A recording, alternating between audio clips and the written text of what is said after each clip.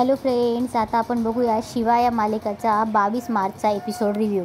इकडे शिवा आणि आशू बाईकवर असतात तेव्हा आशू बोलतो, शिवा मला विश्वासच बसत नाही की सीताईने तुला मिठी मारली। तेव्हा शिवा बोलते, मला तरी कुठे बसतोय, मला खूप भारी वाटतंय। तेव्हा आशू बोलतो, मलाही। इकडे दिव्या बोलते, चला आई बायाजी जेवण रेडी आहे। तेवढ्यात चंदन तिथे येतो तेव्हा दिव्या चंदनचा हात पकडते आणि बोलते, एक मिनिट इकडे बस ना। तेव्हा दिव्या बोलते, मला जरा बोलायचंय तुझ्याशी। तेव्हा चंदन बोलतो, कशाबद्दल? तेव्हा दिव्या बोलते, आता जरा जबाबदारीने वागायला लागलायस, आपल्यातही सगळं बरं चाललंय। तेव्हा चंदन बोलतो, पण हे सगळं असं अचानक का बोलतीयस? तेव्हा दिव्या बोलते, नाही असं अचानक म्हणजे आता आपण पुढचा विचार करतोय ना। तेव्हा चंदन तिला करतो। तेव्हा चंदन बोलतो, हळू बोल ना, आजूबाजूला लोक आहेत दिव्या। बायाजीला हसायला येतं। तेव्हा दिव्या बोलते, हा मग असू देत की, करतोच आहे ना आपण पुढचा विचार। तेव्हा दिव्या बोलते, पण मी काय म्हणत होते, मला एक गोष्ट लागणार आहे। तेव्हा चंदन बोलतो, काय? तेव्हा दिव्या बोलते, 10,000 रुपये। तेव्हा चंदन जोरात ओरडतो, काय? तेव्हा चंदन बोलतो, एवढे पैसे? तेव्हा दिव्या बोलते, हां मग आता पुढचा विचार करतोय तर मुलींच्या काही गोष्टी असतात ना, त्या विकत घ्याव्या लागतील मला। तेव्हा चंदन बोलतो, नाही दिव्या सॉरी, एवढे पैसे मी नाही देऊ शकत, सॉरी। तेव्हा दिव्या बोलते, अय्या नाही येत, मग का विचार करतोय आपण? तेव्हा बायाजी पण ओरडते, दिव्या अगं काय बोलतेस तू? तेव्हा दिव्या बोलते, काय बोलतेस काय बायाजी? तुम्हीच म्हणत होतात ना पुढचा विचार करा, मला पोसायला पैसे नाही आहेत याच्याकडे, मग बाळ कसं पोसणार आहोत आम्ही? खिशात दमडी नाही याच्या आणि स्वप्नांचे बंगले बांधायला निघालाय। हां म्हणजे राहणार कुठे इथे ह्या घरात? म्हणजे बाळाला स्वतःचं घरही नाही। तेव्हा वंदना बोलते, दिव्या। तेव्हा दिव्या बोलते, काय चुकीचं बोलते आई मी? तेव्हा दिव्या बोलते, नाही चंदन तू सांग, काही चुकीचं बोलते का मी? स्वप्न बघावीत माणसांनी डेफिनेटली, पण ती पूर्ण करायची धमक असेल तर। तेव्हा बायाजी बोलते, दिव्या अगं आज ना उद्या करेल की तो। तेव्हा दिव्या बोलते, बायाजी आत्ताचं काय, जे आहे त्याचा विचार करा ना, पुढचा विचार कशाला? दिव्या बोलते, नाही चंदन आहे का, सांग तुझ्याकडे उत्तर आहे का? तेव्हा चंदन बोलतो, नाही, आणि सॉरी म्हणून तिथून उठून जातो। इकडे आशू आणि शिवा बाईक घेऊन गेटमध्ये एंट्री करताच तिथे फटाके फुटतात। टेरेसवरून लक्ष्मणही बघत असतो आणि आनंदी होत असतो। तेव्हा आशू बोलतो, अरे हे काय आहे? तेव्हा शिवा पण बोलते, आशू ऐक ना, हे सगळं काय आहे? तेव्हा आशू बोलतो, आता मी तुझ्याबरोबरच येतोय की, मला काय माहिती? तेव्हा शिवा बोलते, आशू तू नक्की काही प्लॅन नाही केला ना? तेव्हा आशू बोलतो, नाही गर्ल, चल आतमध्ये फाइंड आउट। तेव्हा शिवा बोलते, आशू खरं सांग। तेव्हा आशू बोलतो, अगं खरंच मला नाही माहिती, चल। तेवढ्यात वरतून लक्ष्मण त्यांच्या अंगावर फुलं फेकतो। तेव्हा आशू आणि शिवा वरती बघते तेव्हा लक्ष्मण बोलतो, तुमचं स्वागत आहे। तेव्हा आशू बोलतो, अरे हो पण एवढं स्वागत? तेव्हा लक्ष्मण बोलतो, हे तर काहीच नाही, काय सुहास, अरे तू काय थांबलायस, चल, पुष्पवृक्षी थांबली नाही पाहिजे। आणि लक्ष्मण आणि सुहास त्यांच्या अंगावर वरतून फुलं उधळत असतात। तेव्हा आशून ते पुढे येतात, सगळे घर फुलांनी सजवलेलं असतं। आशू म्हणतात, अरे बास किती अजून? तेव्हा आशू बोलतो, चल। तेव्हा शिवा पण बोलते, चल। तेवढ्या सीताई जोरात ओरडते, थांबा। तेव्हा आशू आणि शिवा बाहेरच थांबतात आणि थोडे प्रश्नात पडतात। सीताई आणि उर्मिला दारात उभी असते। तेव्हा उर्मिला आणि सीता खाली उतरून बाहेर येते। तेव्हा आशू बोलतो, आई। तेव्हा सीता बोलते, काय घरात यायची एवढी घाई कसली आहे? तेव्हा आशू बोलतो, आई हे काय आहे सगळं? तेव्हा तिकडे तेवढ्यात भाऊ येतात आणि भाऊ बोलतात, देसायांच्या घरात देसायांचं सुनेचं स्वागत आहे। तेव्हा शिवा थोडी इमोशनल होते आणि पूर्ण घर न्याहाळत असते। सगळीकडे घर फुलांनी सजवलेलं असतं, फुलांच्या रांगोळ्या काढलेल्या असतात। शिवा भावुक होते। तेव्हा सीता बोलते, काय ग एवढ्या मोठ्याने आय लव्ह यू म्हणत होतीस आणि आता पाणी आलं डोळ्यात? तेव्हा सीता आवाज देते, विहीनबाई येतायत ना, बघता का तुमची मुलगी कशी रडूबाई आहे ते? तेवढ्यात घरातून वंदना, चंदन आणि दिव्या बाहेर येतात। शिवा तिच्या आईला मिठी मारते। तेव्हा उर्मिला बोलते, अगं लेक सुख घेऊन पुन्हा तिच्या घरात येते, मग आईचा आशीर्वाद नको का? तेव्हा चंदन बोलतो, बरोबर, आणि मोठ्या बहिणीच्या शुभेच्छा पण हव्यात काय दिव्या? तेव्हा दिव्या कशी तरी हो बोलते। तेव्हा आशू बोलतो, चला आत चला। तेव्हा उर्मिला बोलते, थांबा। तेव्हा आशू बोलतो, काय? तेव्हा उर्मिला बोलते, कळेल, आणि कीर्तीला आवाज येते। कीर्ती फुलांचं ताट घेऊन येते। तेव्हा सगळे आश्चर्यचकित होतात।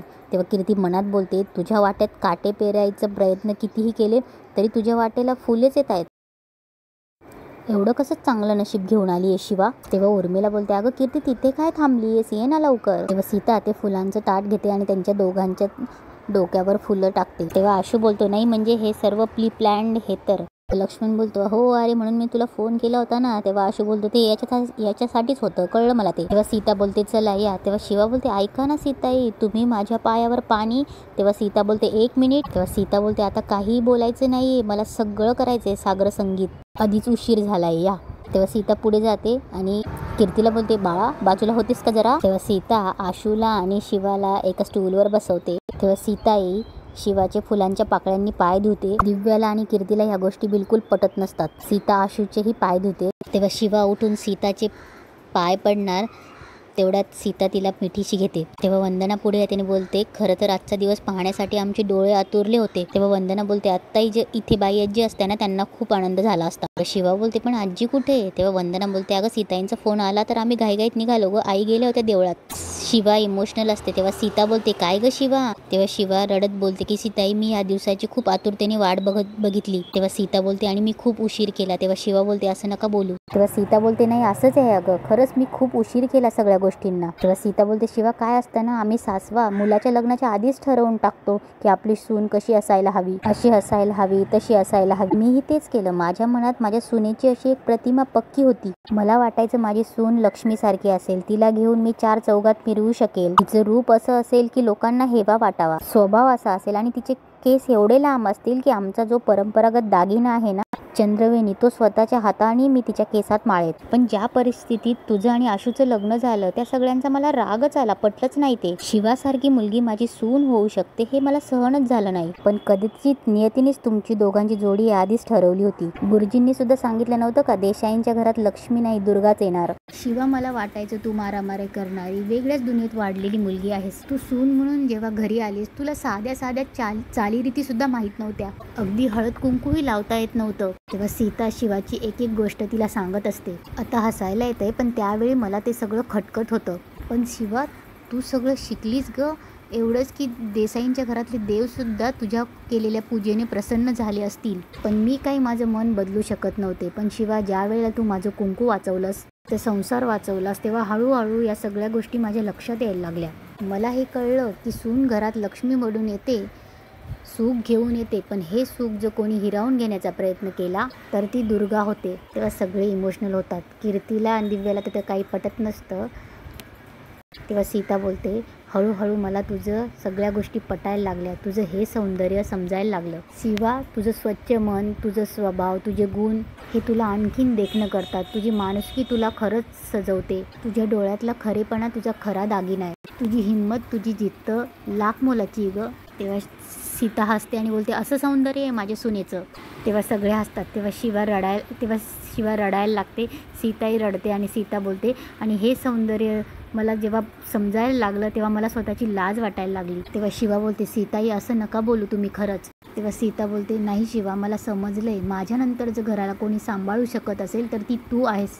या घरावर आत्तापर्यंत जेवढी संकटं आली, ज्या अडचणी आल्यात त्यांना तू सामोरी गेलीस, तसं दुसरं कोणीच नाही करू शकत. तुला माझी सून म्हणून मिरवायला आवडेल मला. मी अभिमानाने सांगेन की ही माझी सून आहे. तेव्हा सीताई हात जोडताना बोलतात, ह्या आधी जे झालं त्यासाठी माफ कर मला शिवा. तेव्हा शिवा बोलते, सीताई तुम्ही हात नका जोडू, मी सगळं समजू शकते, पण मला ना सीताई एक खात्री होती की एक ना एक दिवस तुम्ही मला नक्की एक्सेप्ट कराल. तेव्हा भाऊ पण बोलतात, खरं तर सीता या सगळ्याचा आम्हाला सगळ्यांना खूप आनंद होतो. तेव्हा भाऊ बोलतात, खरं तर मी आज बँगलोरला चाललो, माझी आत्ता फ्लाईट आहे, पण त्याआधी मला या सगळ्याचा आनंद घेता आला. तेव्हा सीता बोलते, वंदना ताई मला माफ करा, माझं चुकलं. तेव्हा वंदना बोलते, तुम्ही माफी काय मागताय? अहो माझी लेक सुख आहे ना, तर मी पण खुश आहे, मला एवढंच पाहिजे. या सगळ्या मेमरीज संपदा फोनमध्ये कॅप्चर करते.